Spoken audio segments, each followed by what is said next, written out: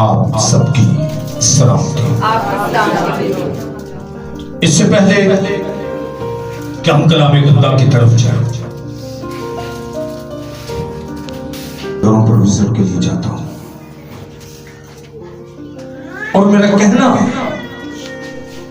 उनसे यही होता है कि जिस चर्च में भी जाते हैं बाकायदगी से खुदा को वक्त दो।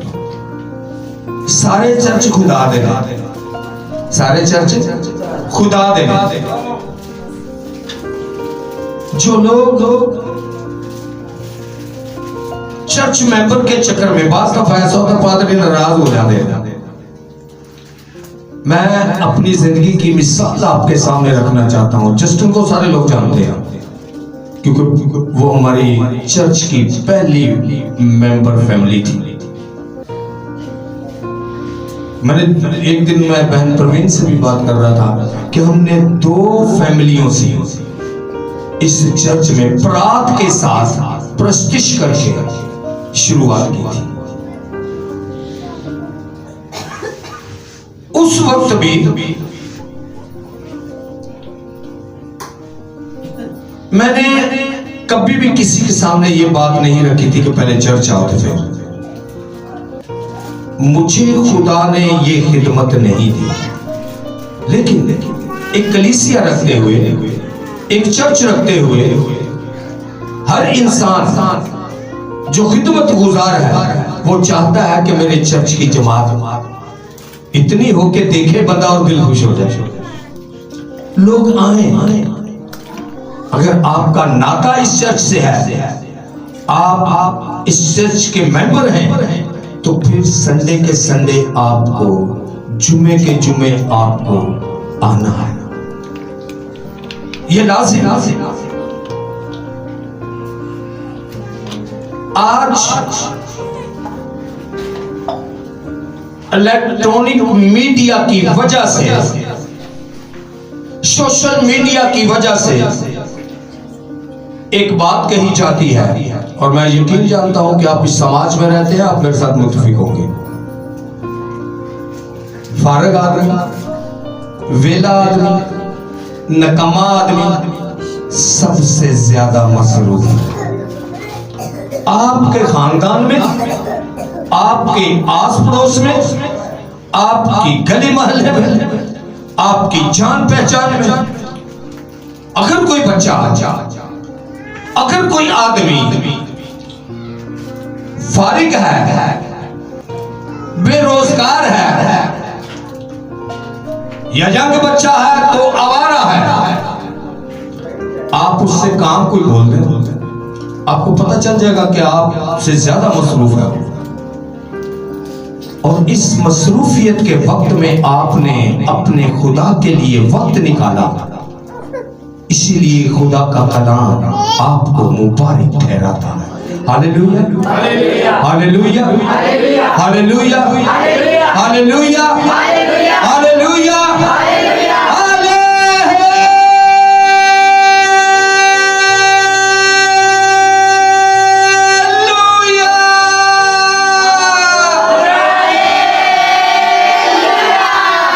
Praise the Lord. खुदा आप सबको बरकत दे। कलामे खुदा की तरफ आएंगे।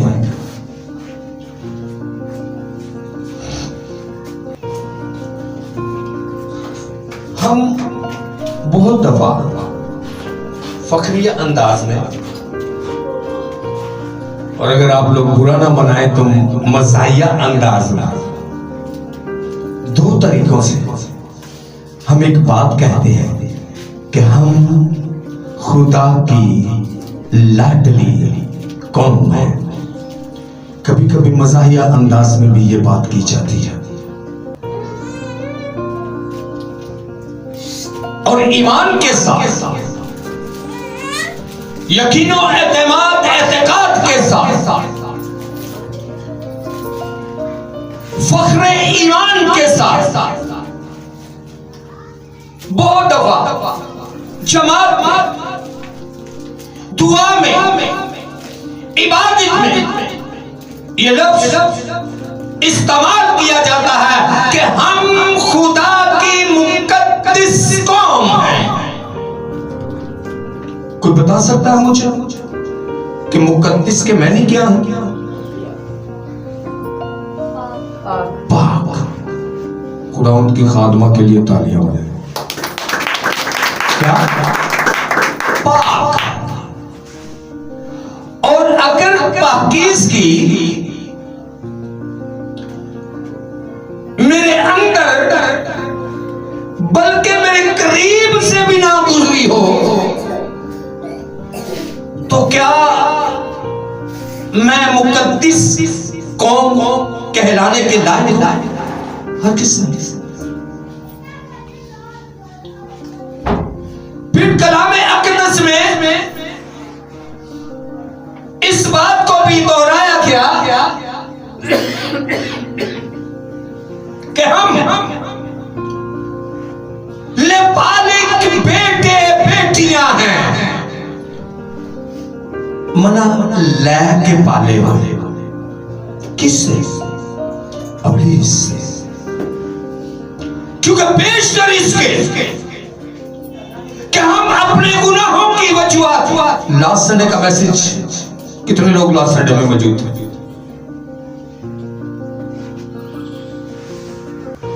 जो मौजूद थे अपना हाथ खड़ा। लास्ट संडे का मैसेज कि बेशतर इसके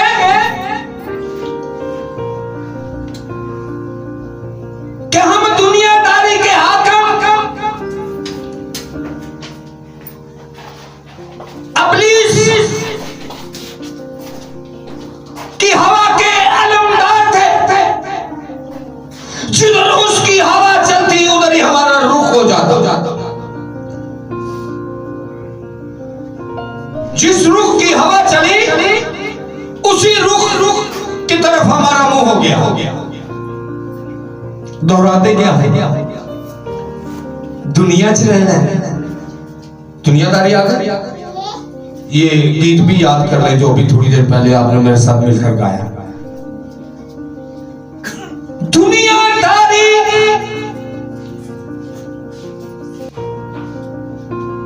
गीत में हमने गाया दुनियादारी दे कम होंदे ही रहने ने, जे तौबा ना की दुख सहने पैने ने। सो दुनिया के काम होते रहेंगे। लास्ट संडे इस बात को सामने रखा गया कि हम दुनिया के कामों में इब्लीस की कंट्रोल, उसकी हवा के मुताबिक उस रुख को चल पड़ते हैं। खुदा ने उस वक्त हमें मुर्दों में से जिंदा किया और हमेशा की जिंदगी अता उन मुर्दों में से निकाल कर झंडा लहरांदा होया किने वेख्या? लगभग सबने देखा होगा कहीं ना कहीं झंडा लहराते हुए। अगर हवा इस कोने की हो तो झंडा इस तरफ लहरा सकता है? इधर ही लहराएगा। क्यों? क्योंकि झंडा मुर्दा है, बेजान है, उसमें जान नहीं है। हवा जिस तरफ चलेगी वो उसी तरफ लहराना शुरू हो जाएगा। यही हाल हमारा अपनी जिंदगियों में है। जिधर की हवा चलती, जिधर का माहौल मिलता, जिस माहौल में हम चले जाए हम उसी हवा की लहरों में गुम हो जाते हैं। हालेलुया। मैं सच कह रहा हूं कि झूठ बोल रहे हैं। उसी हवा में, उसी माहौल में खुदावंद फरमाता है कि पेशतर इसकी है कि तुम इस तरह चलते थे, पेशतर इसके कि तुम हवा की लहरों के साथ लहराते थे। मैंने तुम्हें वहां से उठाकर पाकीज़गी बख्शी और हमेशा की जिंदगी दी। मैंने तुम्हें वहां से उठाकर पाकीज़ की बख्शी और हमेशा की जिंदगी दी। अब सोचने और परखने वाली बात यह है, आज मैं इबादत में बैठा हूं, क्या मैं हवा की लहरों में चल रहा हूं या रूह में चल रहा हूं? हवा जिधर दी मर्जी होवे, रूह का काम अपना है। Hallelujah, hallelujah. हवा जहां से भी चले, रूह का काम अपना है। रूह उस वक्त आपको कंट्रोल में लेगा, रूह उस वक्त आपकी रहनुमाई करेगा जब आप खुदा के कलाम को सुनेंगे, उस पर गौर करेंगे, उसे समझेंगे और उसको अमली जामा पहनाएंगे। हालेलुया। आज खुदा के जिंदा कलाम में से लास्ट संडे के मैसेज ही को आगे बढ़ाएंगे। इस तिश्ना 16 बार 26 बार इस तिश्ना 26 बार उसकी 16वीं आयत मुकद्दसा से लेकर 19वीं आयत मुकद्दसा तक खुदा के जिंदा कलाम को पढ़ेंगे। खुदावंद तेरा खुदा आज तुझको इन आइन और अहकाम के मानने का हुक्म देता है। खुदावंद तेरा खुदा आज तुझको इन अहकाम के मानने का हुक्म देता है।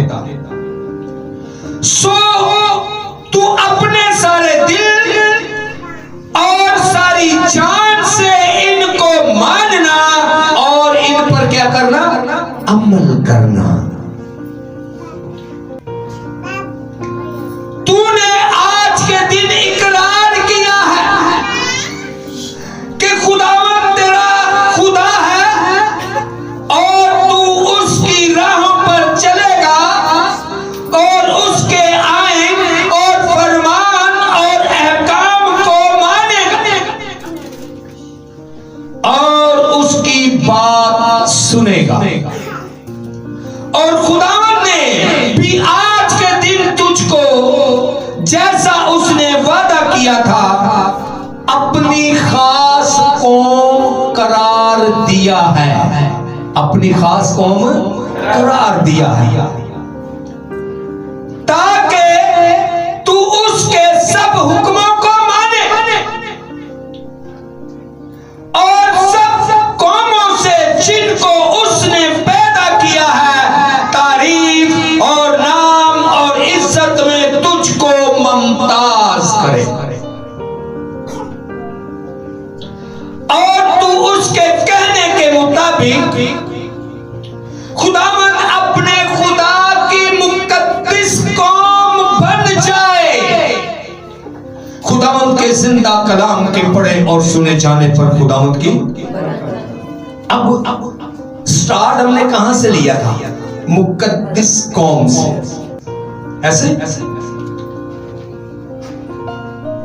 अब आज के जिंदा कलाम के मुताबिक मैं आप हमारे घराने मुकद्दस कौम में कब किस तरह शामिल। Hallelujah, hallelujah, hallelujah.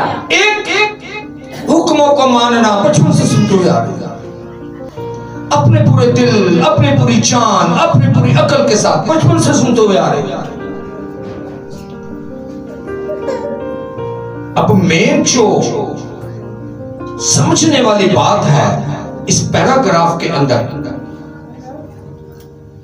अपने पूरे दिल से, अपनी पूरी जान से और अपनी पूरी अकल के साथ उसके हुक्मों को क्या करना है? उसके कलाम को क्या करना है? अमली जामा पहना है। बहुत सारे तालीम याफ्ता लोग, बिलखसूस मेडिकल वाले लोग,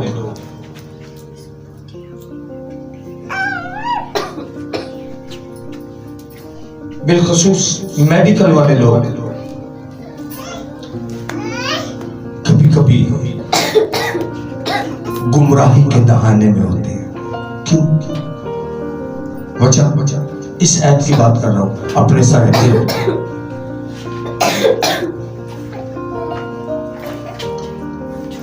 यहां कुछ कम वास्ते वाले और कुछ ज्यादा वास्ते वाले भी मेडिकल वाले बैठे हुए हैं। अगर मैं गलत कहूं तो आप खड़े हो सकते हैं। कि बता सकता है कि दिल से, अपने सारे दिल से मैं अपने खुदा की इबादत किस तरह कर सकता हूं? क्योंकि दिल का कोई ऐसा मिशन नहीं कि वो इबादत करे। तो गुमराही की बात मैंने इसलिए की कि मेडिकल वाले जानते हैं कि दिल के पास एक ही काम करता है। दिल ना सजदा कर सकता, दिल ना सोच सकता, दिल ना ख्याल करता है, दिल ना अकल की कोई बात रखता है, क्योंकि दिल का ये फंक्शन ही नहीं है। अब खुदा के जिंदा कलाम में ये बात लिखी गई कि अपने सारे दिल से, ऐसे तो नहीं लिख देते। क्यों पे कुछ ना तो वजूद होगा ना इसका, अपने सारे दिल से। जब मैं और आप इस बात को समझेंगे कि अपने सारे दिल से किस तरह, तो यकीनन खुदा की मर्जी के मुताबिक उसकी इबादत, उसकी प्रेस्टीज, उसके कलाम को अमली जामा पहनाने वाले बनेंगे। Hallelujah, hallelujah, hallelujah. दिल अगर बंद हो जाए तो क्या दे? हार्ट अटैक हो गया। क्या हो गया? हार्ट का अटैक हो गया। दिल बंद हो गया, नब्ज बंद हो गई, खून रुक गया, पानी जाम हो गया, अज़ाओं ने काम करना छोड़ दिया। ऐसे दिल का कितना बड़ा फंक्शन है, मेडिकल, बदनी, जिस्मानी तौर पर। अब जो बाइबल मुकद्दस में ये बात लिखी गई कि अपने सारे दिल से, उसकी कोई भी रग,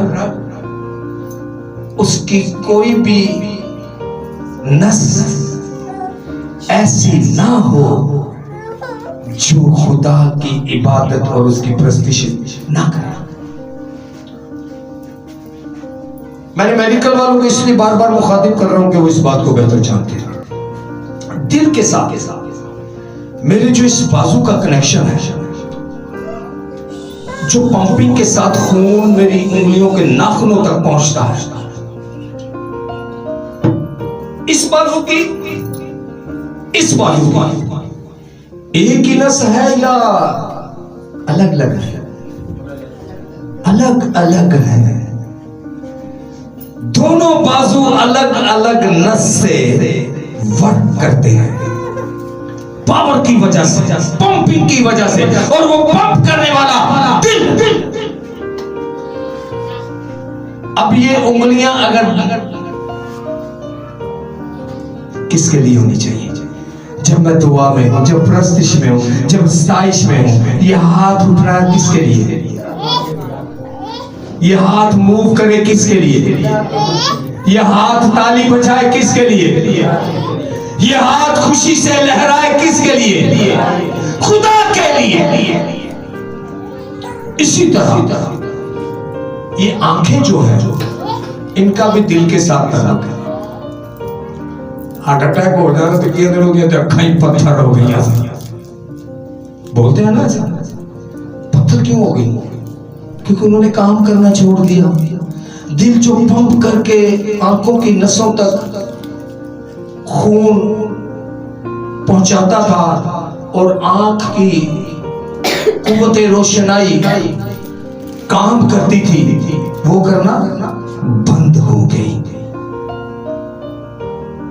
कलाम खुदा में लिखा है कि आपकी आंख खुले तो खुदा के लिए, आपकी आंख बंद हो तो खुदा के लिए, आपकी आंख किसी को देखे तो वो यीशु अल मसीह है, आपके कान किसी की आवाज सुने तो यीशु के कलाम की आवाज सुने, आपके हाथ उठे तो उसकी अजमत के लिए, उसकी इज्जत के लिए, आपका सर झुके तो उसके एहतराम के लिए, उसके सजदे के लिए। Hallelujah, hallelujah, hallelujah. तब जाकर मेरी इबादत, तब जाकर मेरी प्रस्तिश इस लायक ठहरेगी कि मैं एक मुकद्दिस कौम बनूं। कलाम खुदा में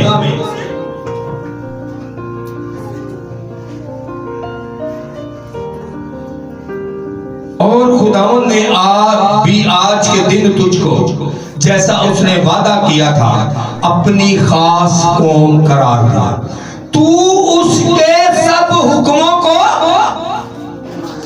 मानना, उसके सब हुक्मों को मानना। अब हम एक बीच वाला रास्ता निकालते हैं। बहुत कामों के अंदर, बहुत सारी बातों के अंदर हम एक रास्ता बीच वाला निकाल लेते हैं। खुदा के कलाम को रद्द करते, खुदा के कलाम के खिलाफ चलते।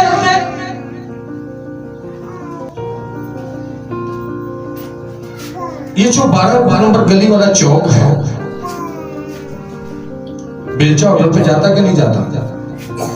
जाता रास्ता।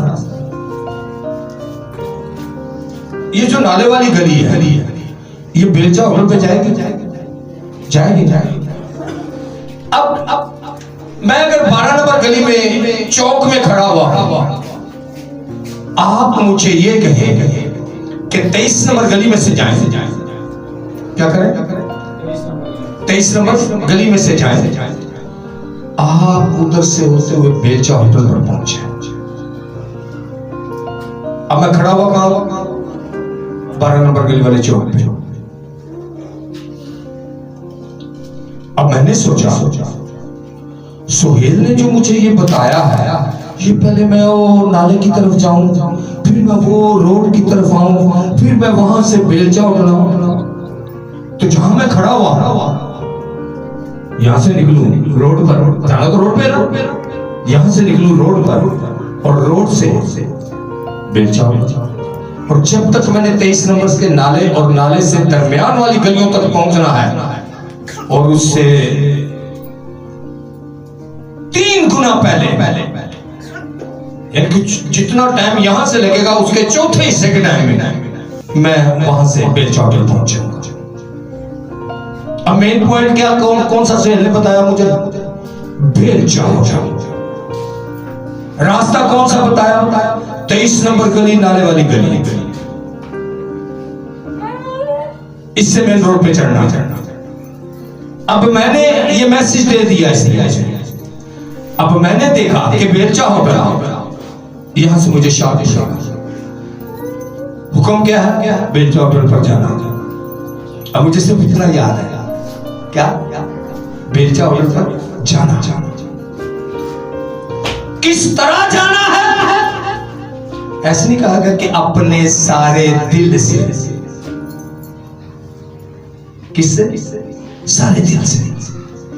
अब किस तरह जाना है, कहां से जाना है और किस पॉइंट पर पहुंचना है, मैंने सिर्फ पॉइंट देखा, पहुंच गया।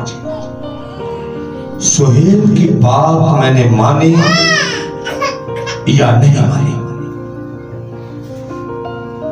कोई एक सही जवाब दे। इसके कहे हुए पर अमल किया या नहीं किया? तो देरी ना बोलो। नहीं किया। क्योंकि